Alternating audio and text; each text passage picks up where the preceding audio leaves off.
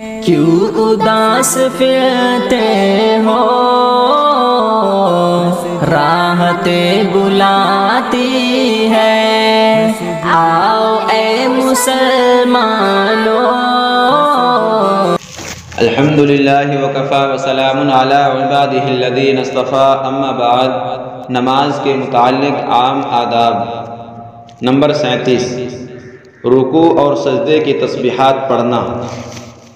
حضرت حذیفہ رضی اللہ تعالی عنہ فرماتے ہیں، میں نے ایک رات آپ صلی اللہ علیہ وسلم کے ساتھ نماز پڑھی، پھر آپ صلی اللہ علیہ وسلم نے قیام کے بعد رکوع کیا، اور آپ صلی اللہ علیہ وسلم نے رکوع میں یہ تسبیح پڑھی سبحان ربی العظیم، پھر سجدہ کیا اور سجدے میں یہ تسبیح پڑھی سبحان ربی الاعلی۔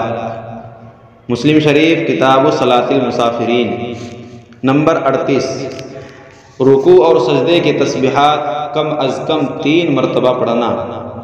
آپ صلی اللہ علیہ وسلم نے ارشاد فرمایا، جب تم میں سے کوئی رکوع کرے اور رکوع میں سبحان ربی العظیم 3 مرتبہ پڑھے تو اس نے رکوع پورا کر لیا، اور یہ مسنون تسبیح کی کم سے کم مقدار ہے، اور جب سجدہ کرے اور سجدے میں سبحان ربی الاعلی 3 مرتبہ کہے تو اس نے سجدہ پورا کر لیا، اور یہ مسنون تسبیح کی کم سے کم مقدار ہے۔ ترمذی شریف ابواب الصلاۃ۔ نمبر 39، نماز میں کپڑوں اور بالوں کو نہ سمیٹنا۔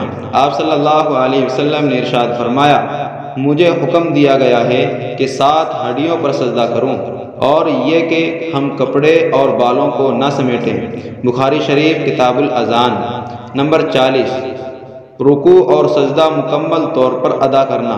آپ صلی اللہ علیہ وسلم نے ارشاد فرمایا، رکوع اور سجدے کو مکمل کرو، یعنی اس کی کیفیت اور کمیت میں کمی نہ کرو۔ مسلم شریف کتاب الصلاۃ۔ السلام علیکم ورحمۃ اللہ وبرکاتہ۔